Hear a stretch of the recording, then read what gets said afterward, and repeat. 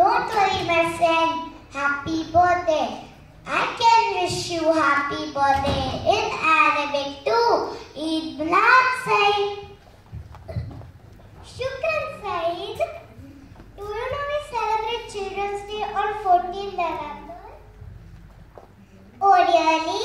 Why do we celebrate Children's Day on 14th November?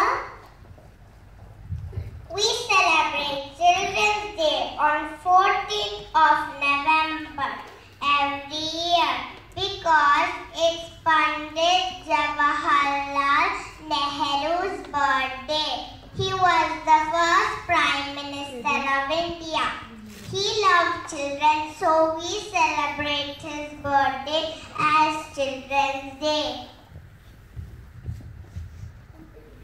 This day is also called as Bal Divas. Children fondly call him Chacha Nehru. He loves roses and children very much. I wish I could meet Pandit Jawaharlal